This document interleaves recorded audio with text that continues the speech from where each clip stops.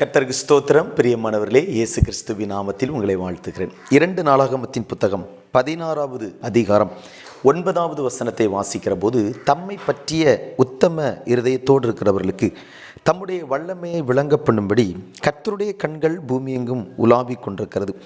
இந்த விஷயத்தில் மதியில்லாதவராய் இருந்தீர், ஆகையால் இது முதற்கொண்டு உமக்கு யுத்தங்கள் நேரிடும் என்றான்.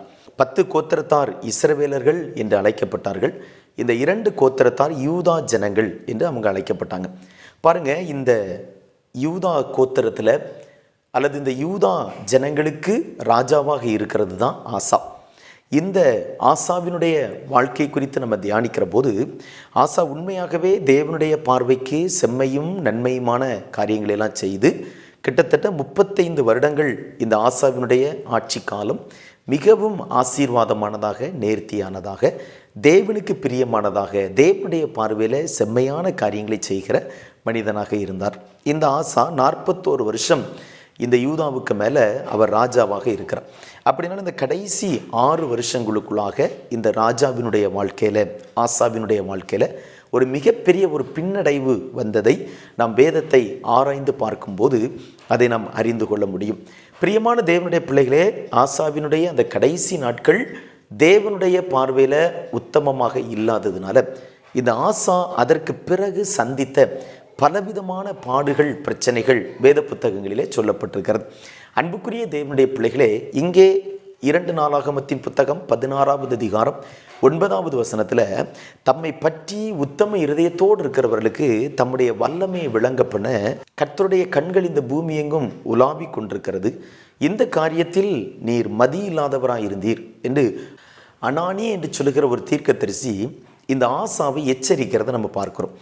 பாருங்கள் பிரியமான தேவனுடைய பிள்ளைகளே, இந்த ஆசாவை குறித்து இங்கே ஒரு வார்த்தை சொல்லப்பட்டிருக்கிறது, மதி இல்லாதவராயிருந்தீர். அப்படினால் இன்றைக்கு நாம் தியானிக்கிற இந்த வசனத்தினுடைய தலைப்பு மதி இல்லாதவர்களின் அடையாளம். ஒரு மனிதன் மதி இல்லாதவனாக போகும்போது, தேவன் கொடுத்த ஞானத்தையும் அறிவையும் பயன்படுத்தாமல் போகும்போது, அந்த மனிதனுடைய வாழ்க்கையிலே வருகிறதான அந்த வீழ்ச்சிகள், போராட்டங்களை தான் இன்றைக்கி இந்த வேதத்திலிருந்து நம்ம கற்றுக்கொள்ள போகிறோம். நான் ஏற்கனவே சொன்னது போல் ஆசாவினுடைய முந்தின நாட்கள் தேவனுடைய பார்வையிலே செம்மையானதாக, பிரியமானதாக இருந்ததுனால எத்தனையோ அற்புதங்களை இந்த ஆசாவுக்கு ஆண்டவர் செய்திருக்கிறார்.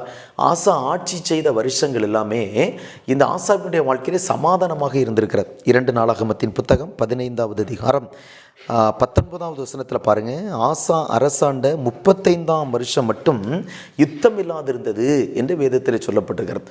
ஆசா அரசாண்ட 35ஆம் வருஷம் வரையிலும் இந்த ஆசாவினுடைய ஆட்சி நாட்களில் யுத்தமில்லாத ஒரு அமைதலை, சமாதானத்தை ஆண்டவர் கொடுத்திருக்கிறார்.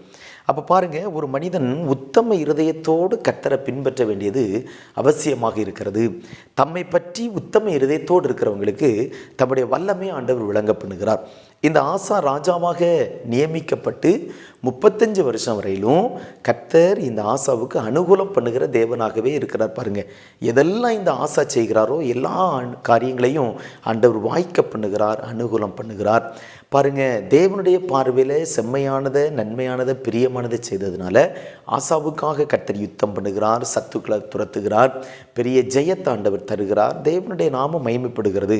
35வது வருஷம் மட்டும் ஆசாவுக்கு ஒரு யுத்தமில்லாத ஒரு அமைதலை ஆண்டவர் கொடுத்திருக்கிறார். ஆனால் இந்த 2 நாளாகமத்தின் புத்தகம் 16வது அதிகாரம் 9வது வசனத்தில் வருகிற போது ஆசா மதி இல்லாமல் செய்கிற காரியத்தை நம்ம பார்க்க முடிகிறது.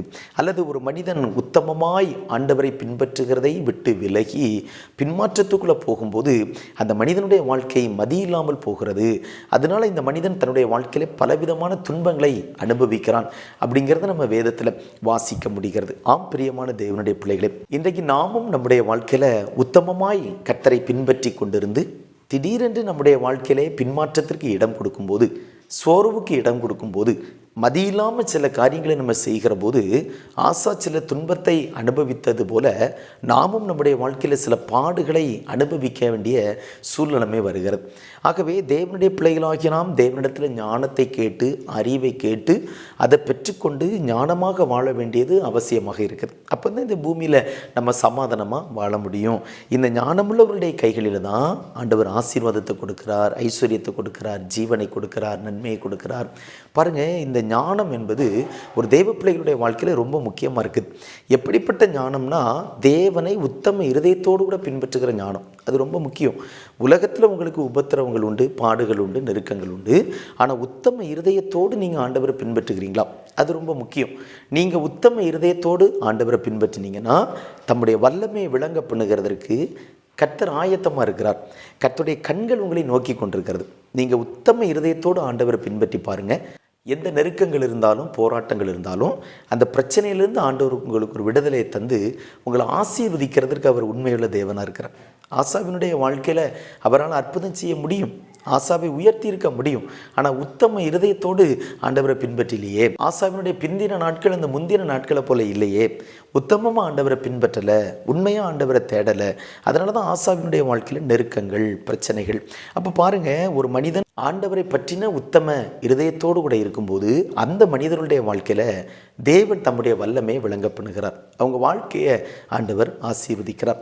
இங்கே ஆசாவினுடைய வாழ்க்கையில் இருக்கிற சில வீழ்ச்சிகள், சில பின்மாற்றங்களை நம்ம இன்றைக்கி சிந்திக்க போகிறோம். நம்முடைய வாழ்க்கையில் இப்படிப்பட்ட காரியங்கள் இருக்குமானால் இந்த பின்மாற்றத்தின் அனுபவத்திலிருந்து நாம் எழுந்து கர்த்தருக்கு பிரியமான காரியங்களை செய்து, செம்மையானதை செய்து தேவனுடைய ஆசீர்வாதத்தை பெற்றுக்கொள்ளும்படி இன்றைக்கு நம்ம ஆயத்தப்பட போகிறோம். ஆண்டவர் நம்மை ஆசீர்வதிப்பார். இங்கே 2 நாளாகமத்தின் புத்தகம் 16வது அதிகாரம் அதனுடைய 9வது வசனத்தில் பார்க்குறோம். தம்மை பற்றி உத்தம இருதயத்தோடு இருக்கிறவர்களுக்கு தம்முடைய வல்லமையை விளங்க பண்ண கர்த்தருடைய கண்கள் பூமி எங்கும் உலாவி கொண்டிருக்கிறது. இப்போ பாருங்கள், ஒரு மனிதனுடைய வாழ்க்கையிலே மதி இல்லாமல் போகும்போது அந்த மனிதன் முதலாவது தன்னுடைய உத்தமத்திலிருந்து அவன் வழி விலகுகிறான். இதான் ரொம்ப முக்கியம். முதலாவது ஆசா உத்தம இருதயத்தோடு கர்த்தரை பின்பற்றுகிறான். கர்த்தருடைய பார்வைக்கு செம்மையானதை செய்கிறான். இப்போ பாருங்கள், ஆசாவினுடைய வாழ்க்கையில் ஒரு பின்மாற்றம் வந்தபோது, மதி இல்லாமல் போன போது, அறிவீனமான காரியத்தை செய்யும்போது உத்தமமாக கர்த்தரை பின்பற்றுகிறதற்கு பதிலாக அந்த உத்தமத்திலிருந்து ஆசா தன்னுடைய வாழ்க்கையை விலக்கி கொள்கிறான். இதனால தான் ஆசாவுக்கு அனானி தீர்க்கதரிசி சொல்லுகிறான், இது முதல் உமக்கு யுத்தங்கள் நேரிடும். ஏனென்றால் நீர் உத்தமமாய் இதுவரையிலும் கர்த்தரை பின்பற்றினீர், இப்பொழுது அந்த உத்தமம் உமக்குள்ளாக இல்லை. அப்போ சாத்தானுடைய ஒரு மிகப்பெரிய ஒரு தந்திரமே உத்தமமாய் கர்த்தரை பின்பற்றுகிறவர்களை அந்த உத்தமமான வழியிலிருந்து விலக்கி பொல்லாத வழிக்கு நேர திருப்புறதுக்குத்தான் பிசாசு விரும்புகிறான். அதனால தான் தேவனுடைய பிள்ளைங்க, உங்களுக்குள்ளே நீங்கள் பெற்றிருக்கிற உத்தமத்தில் உறுதியாக இருக்கணும். யோபுவினுடைய புத்தகத்தில் பாருங்கள், யோபு உத்தமமாய் கர்த்தரை பின்பற்றுகிறார். ஆனால் சாத்தான் எப்படியாகிலும் இந்த உத்தமத்திலிருந்து யோபுவை விலக்கி விட வேண்டும் என்று விரும்புகிறான். அதற்காக யோபுவினுடைய மனைவியை வரையிலும் பயன்படுத்துகிறார். யோபுவினுடைய மனைவி என்ன வார்த்தையை சொல்லுகிறாங்க? நீர் இன்னும் உம்முடைய உத்தமத்தில் உறுதியாய் நிலைத்திருப்பானேன், தேவனை தூஷித்து ஜீவனை விடும் என்று சொல்கிறார். அப்போ யோபுவினுடைய மனைவியை வரையிலும் பிசாசு பயன்படுத்துகிறான் பாரு, அந்த உத்தமத்திலிருந்து யோபுவை விளக்கும்படியாக.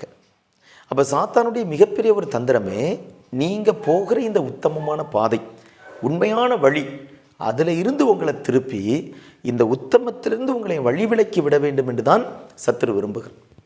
அப்போ தேவனுடைய பிள்ளைங்க, நீங்கள் ஆரம்பத்தில் கொண்டிருந்த இந்த நம்பிக்கையை கடைசி வரையிலும் நீங்கள் காத்துக்கொள்ளணும். ஆரம்பத்தில் உங்களுக்குள்ளே இருக்கிற இந்த உத்தம ஜீவிதத்தை கடைசி வரையில் நீங்கள் காத்துக்கொள்ள வேண்டியது அவசியமாக இருக்குது. நம்முடைய பேச்சானாலும், நம்முடைய வாழ்க்கையானாலும், நம்முடைய நடக்கையானாலும் அந்த உத்தம குணத்தை நம்ம காத்துக்கொள்ளணும். அப்போ பாருங்கள், ஆசா மதி இல்லாமல் போன போது, இந்த ஆசாவினுடைய வாழ்க்கையில் பின்மாற்றங்கள் வந்தபோது அந்த உத்தமத்தை விட்டு விட்டார். ஆனால் ஆசாவுக்கு எவ்வளவு அற்புதங்களை ஆண்டவர் செய்தார் அதை மறந்துட்டார் பாருங்க. எவ்வளவு அதிசயங்களை ஆண்டவர் செய்தார் அதெல்லாம் மறந்துட்டார். எத்தனை இடத்துல ஆண்டவர் யுத்தம் பண்ணியிருக்கிறார்.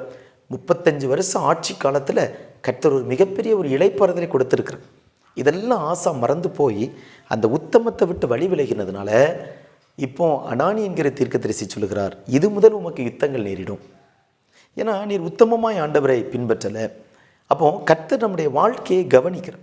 ஆரம்ப காலத்தில் நம்முடைய விசுவாசம், ஆரம்ப காலத்தில் நம்முடைய ஜெப ஜீவிதம், ஆரம்ப காலத்தில் நம்முடைய வேதத்தை வாசிக்கிற அனுபவம், பரிசுத்தம், அதெல்லாம் எப்படி இருந்தது?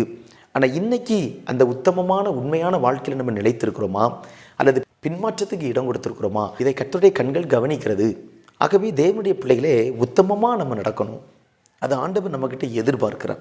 மதியில்லாத மனிதருடைய முதலாவது அடையாளம் அவருடைய உத்தம வாழ்க்கையிலிருந்து அவங்க வழி விலகுகிறாங்க, உண்மையிலிருந்து வழி விலகுகிறாங்க, தங்கள் பொறுப்புகளிலிருந்து வழி விலகுகிறாங்க, தங்களுக்கு தேவனால் கொடுக்கப்பட்டிருக்கிற கடமைகளை செய்யாதபடிக்கு அந்த கடமையிலிருந்து விலகி விடுகிறார்கள்.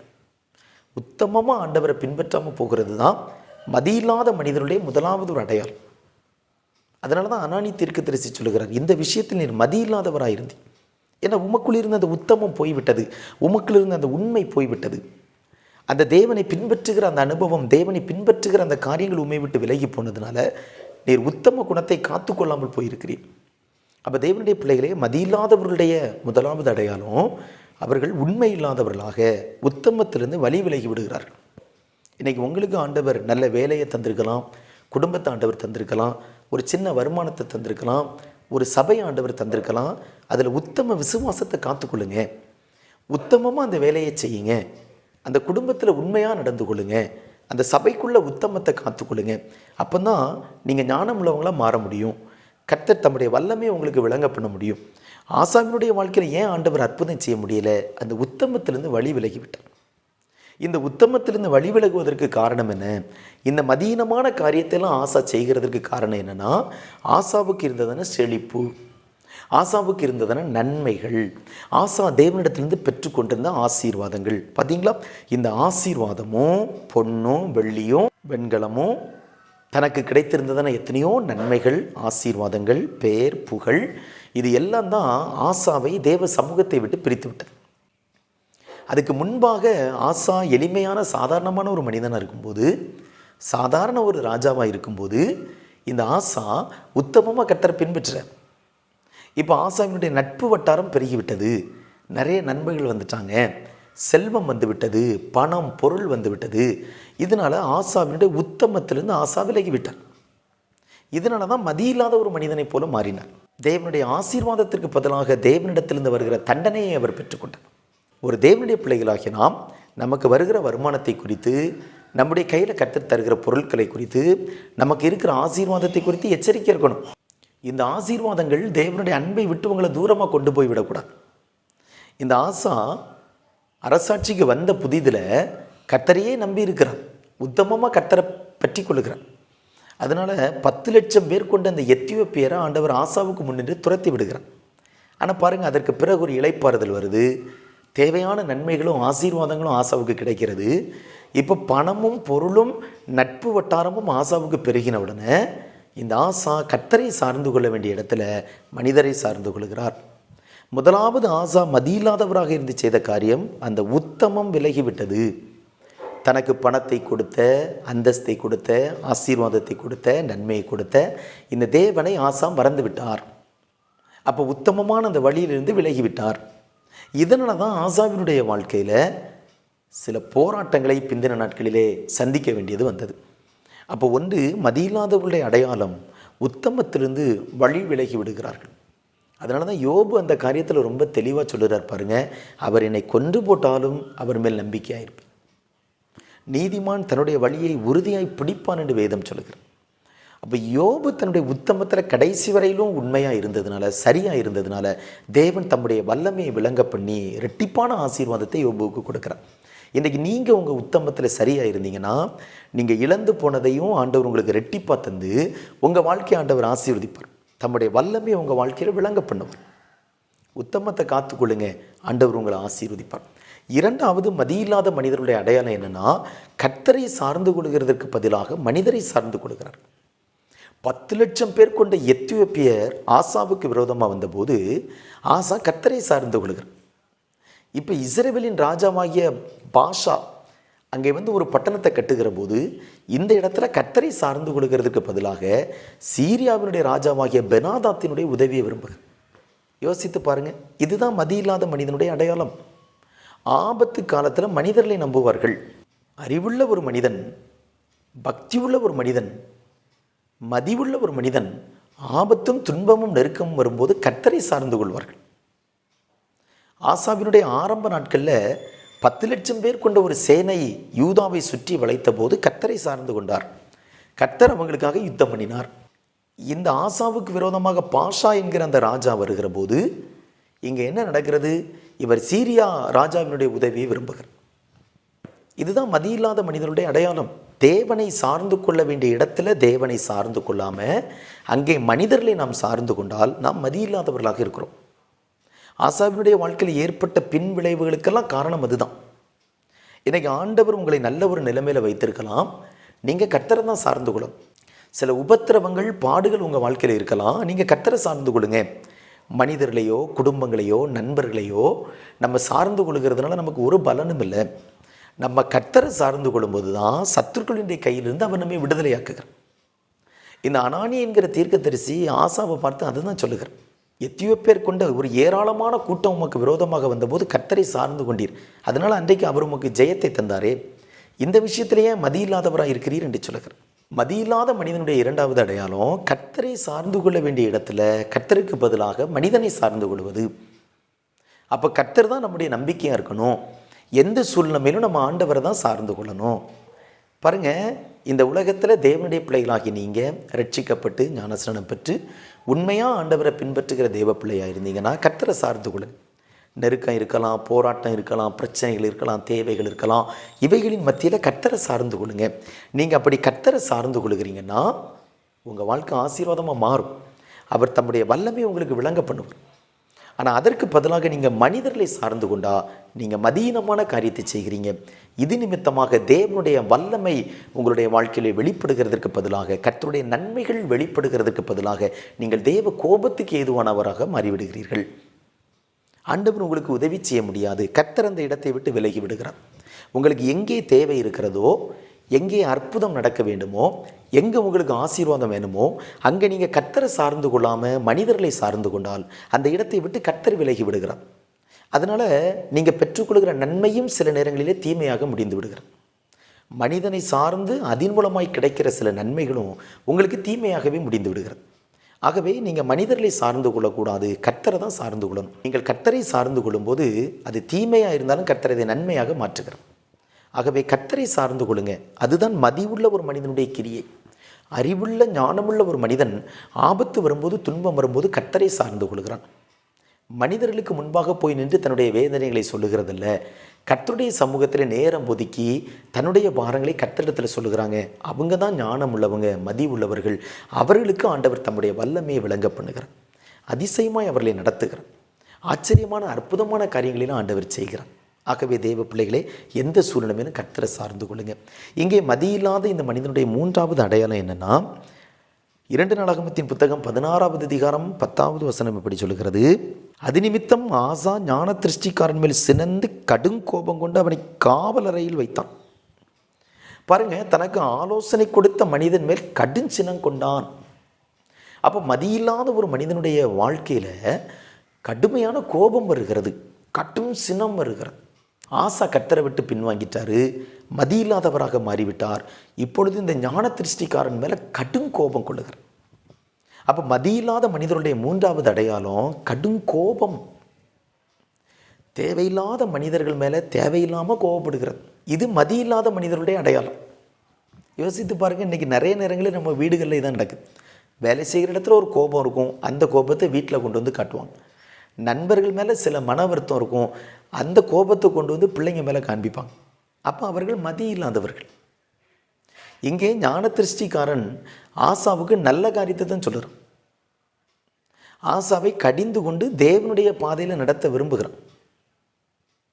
ஆனால் ஆசா அதை ஏற்றுக்கொள்ளாமல் இந்த ஞான திருஷ்டிக்காரன் மேலே கோபப்படுகிறான். அப்போ அதுதான் மதியில்லாத மனிதனுடைய அடையாளம். அப்போ மதியில்லாத மனிதர்கள் முன்ன பின்ன எதையுமே யோசிக்காமல் கடும் கோபம் கொள்வார்கள். தேவையில்லாத கோபம், தேவையில்லாத பிரச்சனை, இதுதான் மதியில்லாத மனிதர்களுடைய அடையாளம். உண்மையாகவே ஆசா தேவனுடைய பார்வையில் செம்மையானது நன்மையானதை செய்கிறது வரையிலும் தீர்க்கதரிசிகளை ஏற்றுக்கொள்கிறார், ஞான திருஷ்டிகாரங்களை ஏற்றுக்கொள்கிறார்.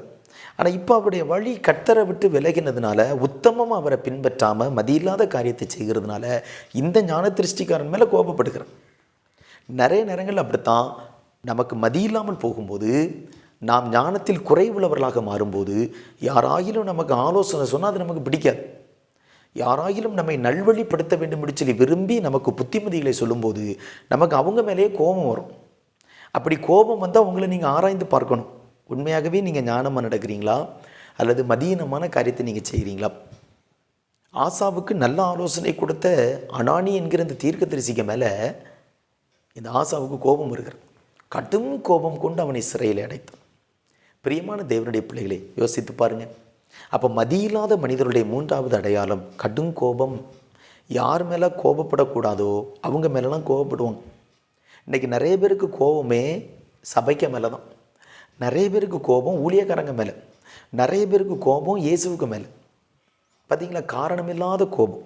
தங்களுக்குள்ள பாவத்தை வச்சுட்டு, தங்களுக்குள்ள சில பாவக்கிரியைகளை மறைத்து வைத்துட்டு, தங்களுடைய பாவங்களும் தங்களுடைய அக்கிரமும் வெளிப்படாததுனால சபையை குற்றம் சொல்லுவாங்க, ஊழியக்காரங்களை குற்றம் சொல்லுவாங்க, இயேசுவை குற்றம் சொல்லுவாங்க. பாருங்கள், தேவையில்லாத கோபம், தேவையில்லாத கடும் கோபம் கொண்டு சபைக்கு வரமாட்டேன், ஊழியக்காரங்களை எனக்கு பிடிக்காது, கிறிஸ்தவங்களை எனக்கு பிடிக்காது, இயேசுவை எனக்கு பிடிக்காது.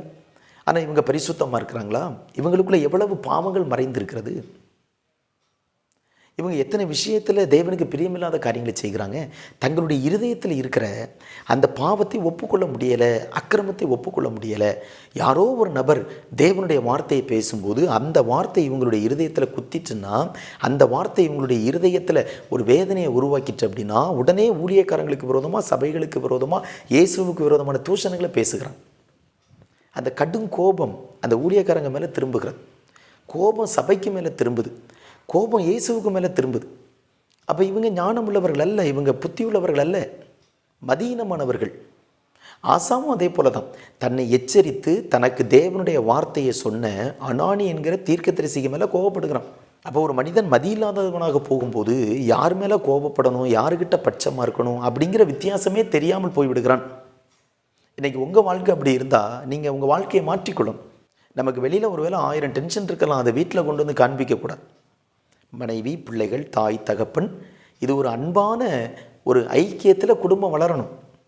வெளியே உள்ள கோபத்தை, வெளியில் உள்ள பிரச்சனைகளை, வெளியில் உள்ள காரியங்களை வீட்டில் கொண்டு வந்து வீட்டில் உள்ள மற்றவங்க கிட்ட காரணம் இல்லாமல் கோபப்படக்கூடாது.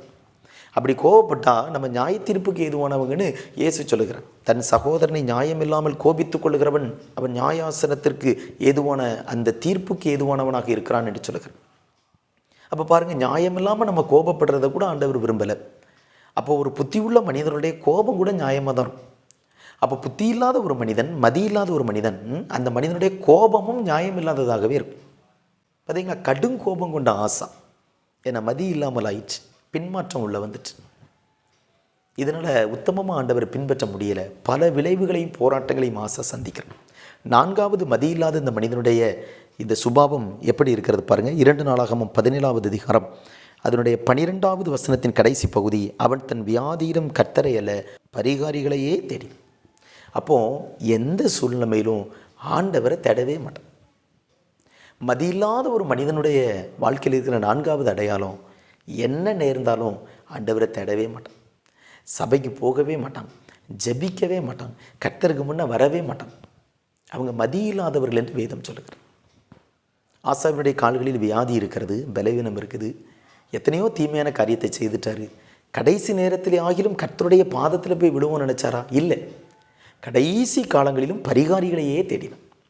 அப்போது எந்த சூழ்நிலையிலும் இந்த ஆண்டவர் எனக்கு வேண்டாம், இயேசு எனக்கு வேண்டாம், இந்த தேவ சமூகம் எனக்கு வேண்டான்னு ஒரு மனுஷன் சொல்கிறாங்கன்னா அந்த மனிதன் மதி இல்லாத மனிதன் என்று வேதம் சொல்லுகிறது. ஆசாமும் அப்படிதான், பலவீனத்தின் நடுவிலும் பிரச்சனை நடுவிலும் பரிகாரிகளை தான் தேடிக்கொண்டே இருந்தாரே ஒழிய கர்த்தரை தேடவே இல்லையா. அப்போ பாருங்கள், ஒரு உத்தமமான ஒரு மனிதனுடைய வாழ்க்கை பின்மாற்றம் வந்தவுடன் அந்த வாழ்க்கை எவ்வளவு வேதனைக்குள்ளாக போகிறது, எவ்வளவு சஞ்சலத்தை, துன்பத்தை அந்த மனிதன் அனுபவிக்கிறான். இன்றைக்கி உங்கள் வாழ்க்கையை யோசித்து பாருங்கள். நீங்கள் உத்தமமாக ஆண்டவரை பின்பற்றீங்களா? நீங்கள் உத்தமமாக கர்த்தரை பின்பற்றீங்கன்னா அவர் தம்முடைய வல்லமையை உங்களுக்கு விளங்க பண்ணுவான்.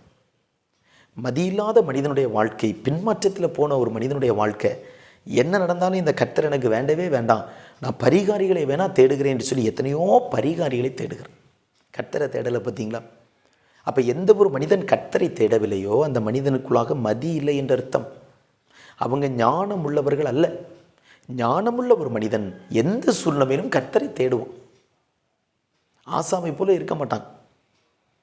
ஆசா நல்ல தெய்வ மனிதன் தான், ஆனால் பின்மாற்றம் உள்ள வந்தபோது, மதியில்லாத மனிதனாக மாறின போது பரிகாரிகளையே தேடுகிறார், கர்த்தரை தேடவே இல்லை. இன்றைக்கி உங்கள் வாழ்க்கையில் நீங்கள் எல்லா சூழ்நிலையிலும் கர்த்தரை தேடுறீங்களா? பிள்ளைகளை வளர்க்கிறதுலேருந்து, குடும்ப பிரச்சனையிலிருந்து, இந்த சமுதாயத்தில் நீங்கள் சந்திக்கிற ஒவ்வொரு போராட்டத்திலும், ஒவ்வொரு நாளும் உங்கள் வாழ்க்கையில் நீங்கள் சந்திக்கிற பிரச்சனைகளின் நடுவில் கர்த்தரை தேடுகிறீங்களா? அப்படி நீங்கள் கர்த்தரை தேடுகிறவர்களாக இருந்தால் நீங்கள் ஞானம் உள்ளவர்கள். அவர் தம்முடைய வல்லமையை உங்களுக்கு விளங்க பண்ணி உங்கள் குடும்பத்தில் இருக்கிற பிரச்சனைகளெல்லாம் நீக்கி விடுவார். அவர் உங்களை ஆசீர்வதிப்பார், உங்கள் வாழ்க்கையை உயர்த்துவார். நம்முடைய வாழ்க்கையை ஆண்டவருடைய கரத்தில் ஒப்பு கொடுப்போம். ஆண்டவர் நம்மை ஆசீர்வதிப்பார். இணைந்து ஜெபிப்போம். இரக்கமுள்ள பிதாவே, நாங்கள் உமக்கு நன்றி செலுத்துகிறோம். உத்தமமாய் உம்மை பின்பற்றின ஒரு ஆசாவினுடைய வாழ்க்கை பிந்தின நாட்களில் பின்மாற்றத்துக்குள்ளாக வந்து எப்படி ஒரு மதியில்லாத ஒரு மனிதனைப் போல மாறினார். அதனால் அவர் சந்தித்த போராட்டங்கள், பிரச்சனைகள் என்ன என்பதை வேதத்திலிருந்து நாங்கள் தியானித்தோம். ஆம் பிதாவே, நாங்களும் உத்தம இருதயத்தோடு உம்மை பின்பற்ற நேற்றும் இன்றும் என்றும் நீர் மாறாதவராக இருக்கிறது போல எப்பொழுதும் உத்தம வழியிலே நாங்கள் நடக்கவும் இயேசுவை பின்பற்றவும் எங்களுக்கு கிருபை தார். உத்தமமாய் உம்மை பின்பற்றாமல் பின்மாற்றத்திற்கு இடம் கொடுத்த இந்த ஆசா மதியில்லாதவராக இருந்து தன்னுடைய வாழ்க்கையில் செய்த அந்த காரியங்களெல்லாம் நாங்கள் தியானித்தோம். நாங்கள் ஞானம் உள்ளவர்களாகும்படிக்கு எங்களுக்கு கிருபையை தாரும். சத்தியத்தில் எங்களை நடத்தும். எங்களுக்கு அறிவை போதித்தரும். செம்மையான பாதையில் நடத்தும். வசனத்தை கேட்கிற தம்முடைய பிள்ளைகள் ஒவ்வொருவரையும் ஆண்டவர் ஆசீர்வதி. எல்லா மேலும் பூரணமான கிருபை தங்கி இருக்கட்டும். எல்லா மகிமையும் உமக்கு செலுத்துகிறோம். இயேசு கிறிஸ்துவின் நாமத்தில் ஜெபிக்கிறோம் பிதாவே.